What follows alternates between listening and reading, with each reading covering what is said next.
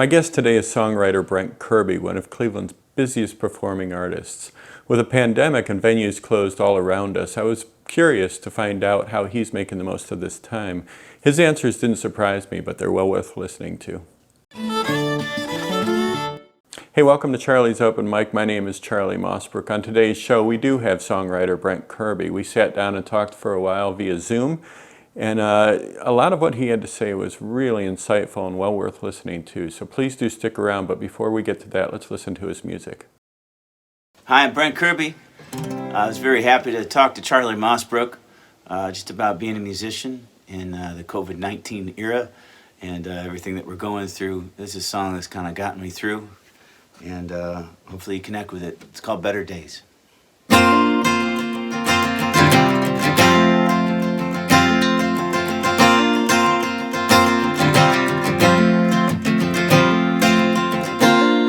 Don't know what I'm doing. Followed every trick in the book. Still I'm just awaiting a mental picture that I took.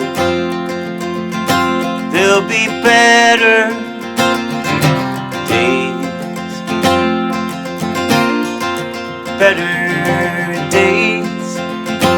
There'll be better days, better days.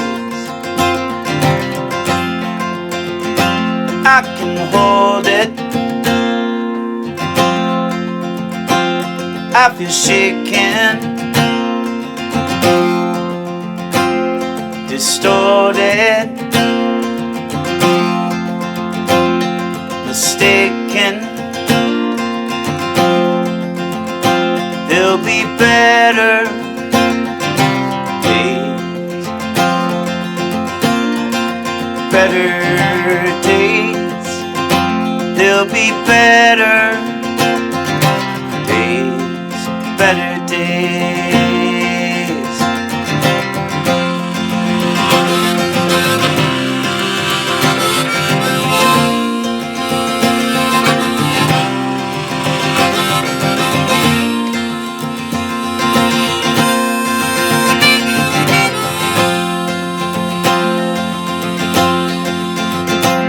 I feel lucky. I got my friends to talk about, and it's needing things you cannot do without. So I'm standing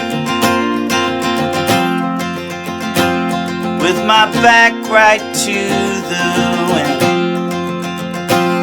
I ain't looking. I remember where I've been. These are better days, better days. These are better days, better days. These are better days, better days. These are better days, better days.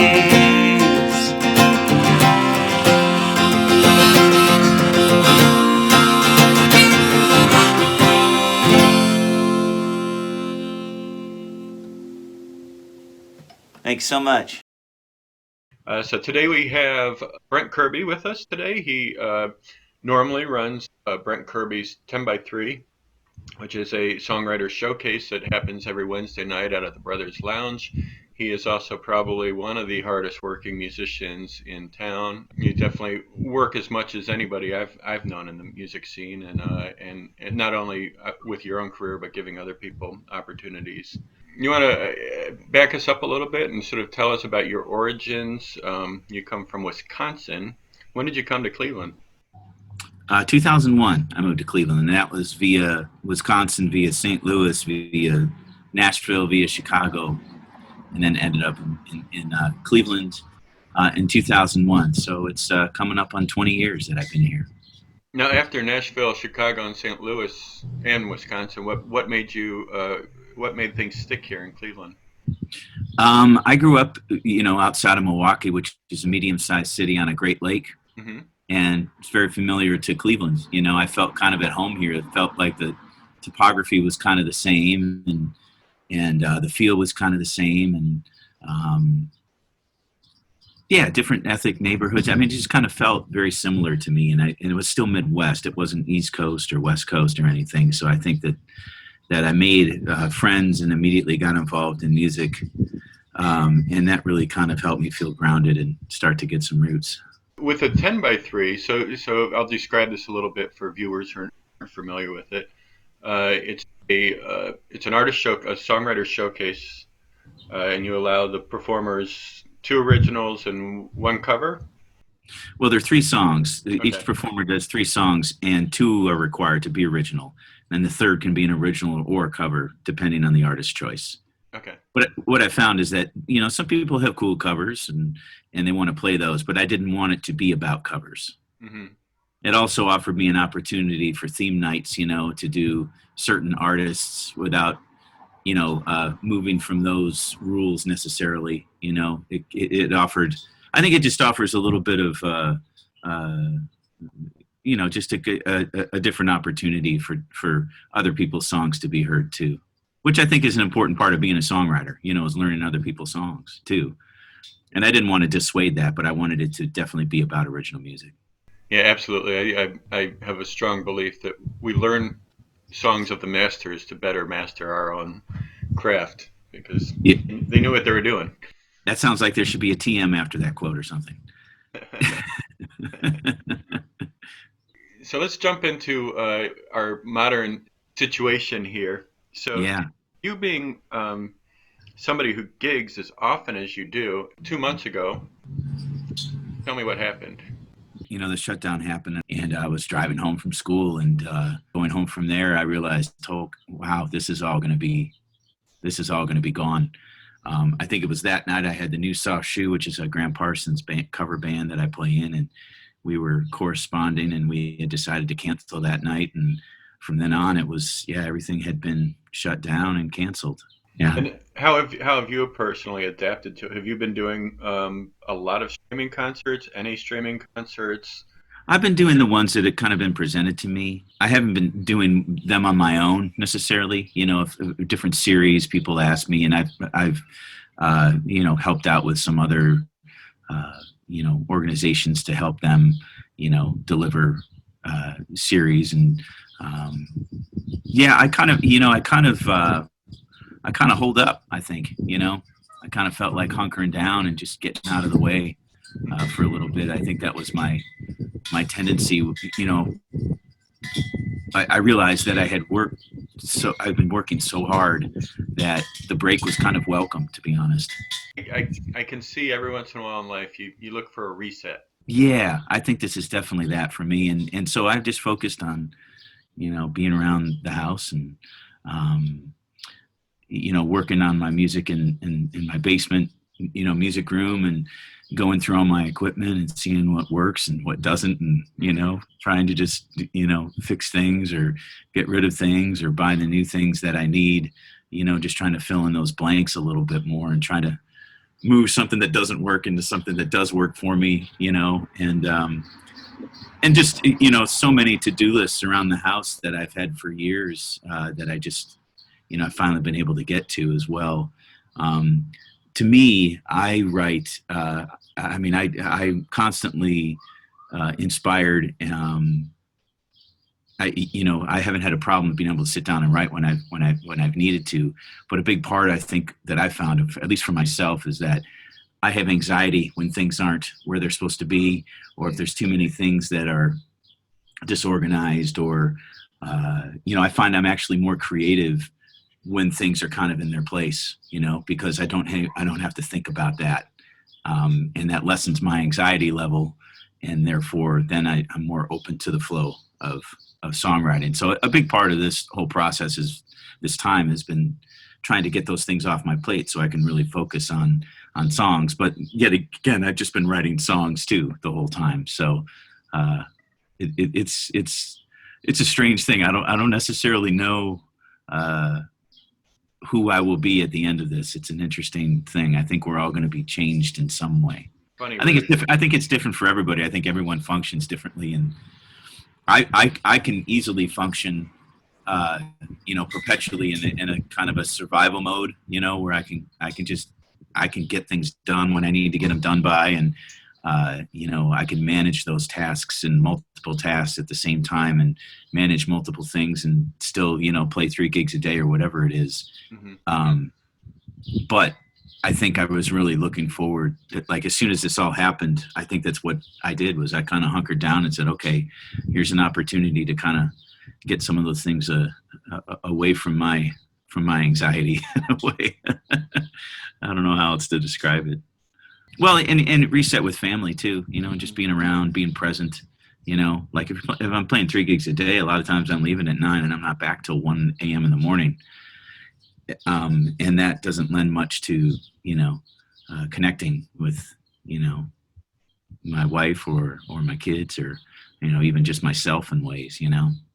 So that I think has been the biggest, impact on me is just, getting my hands dirty in the garden, and, trying to get closer to, I work so hard to have a place to be, to have a home, and I just want to be home a lot. hmm And so that's been a really nice thing. I am not afraid of hard work at all, but I really, at the end of the day, I just want to be at home.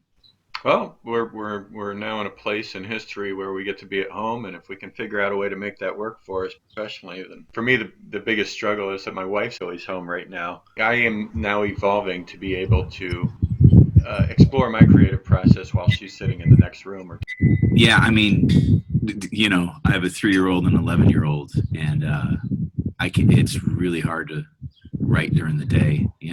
Most of my time is like everyone's in bed, so then I'm able to sneak downstairs and put my recorder on and grab my guitar of choice or piano or whatever and work on things. I usually get my best writing done, from 10 p.m. to 4 a.m. probably. that's about my window of opportunity. That's when things start to happen. Yeah, yeah. That's where I can really kind of get lost in it. Otherwise, I can get. It's just the distractions are too easily had. And you want to, that's part of it too. Like if your 3-year-old comes up and says, "Hey, Daddy, wrestle with me," I want to go do that because that's what I want to do. And I don't mind being distracted in that sense, but it doesn't lend itself to sitting down and writing an idea down. I had a problem the other night, which I realized that I have a bunch of time. Like it's something that happens to me.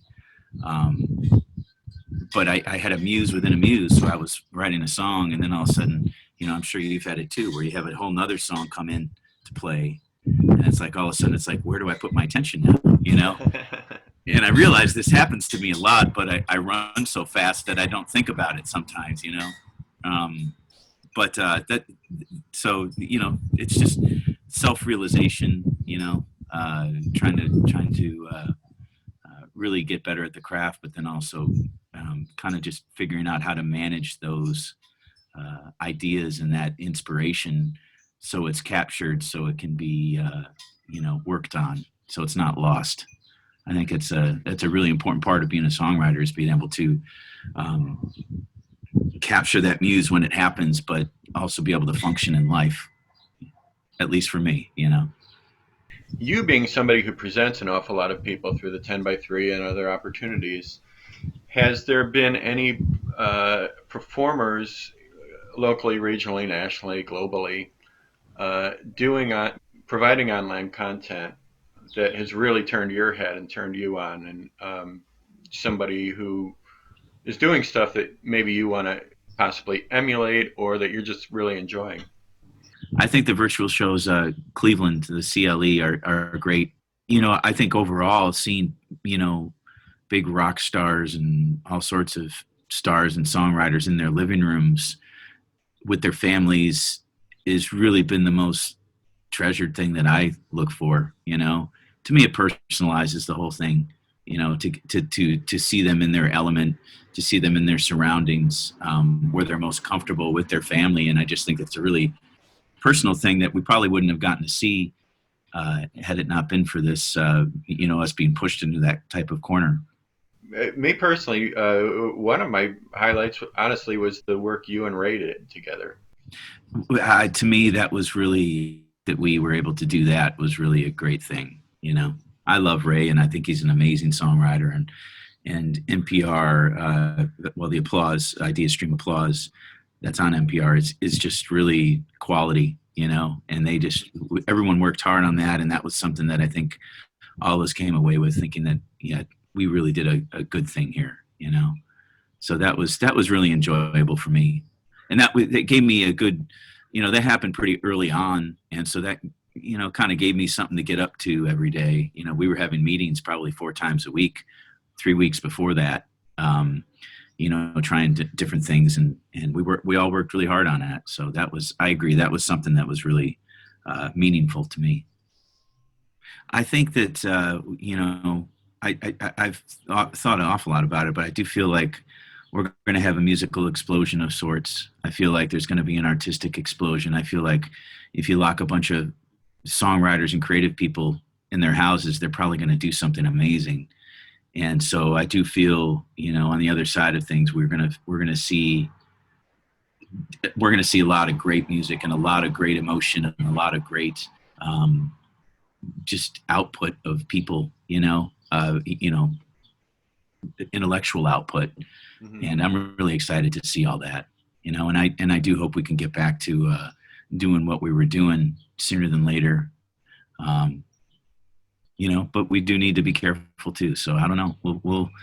It's a day by day thing, right now sun's shining and I'm on my porch and I'm happy. If you appreciate this content, please hit that subscription button below. Please ring the bell to get notifications of upcoming episodes. And please visit us at charliesopenmic.com, where you can find our Patreon link and help support the show.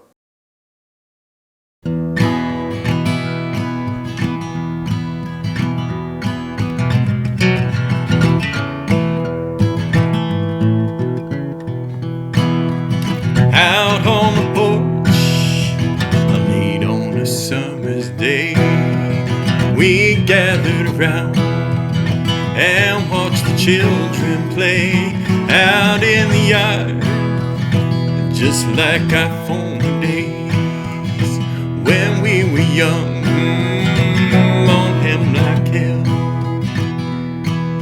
And down below in a maze of rhododendron, chasing rabbits as fast as we could run, but we grew so quick, but the time stood still back home on Hemlock Hill.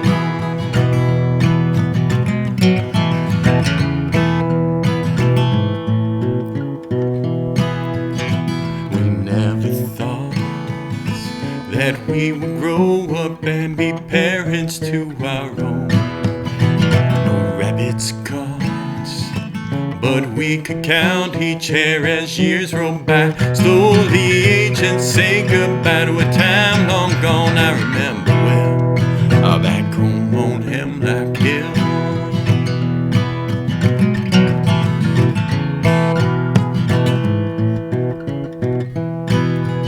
My father shared the stories of his life and all the years, and how he met his wife and took a job and built his family, who grew and moved from Hemlock Hill.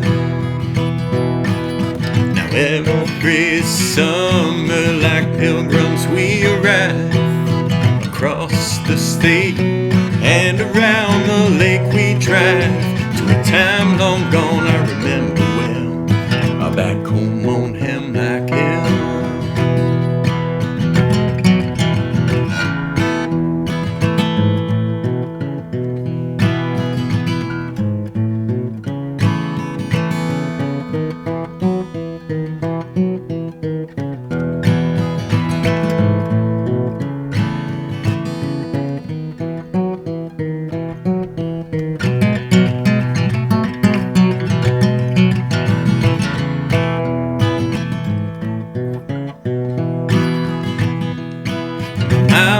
best out on the grill, back home on Hemlock Hill.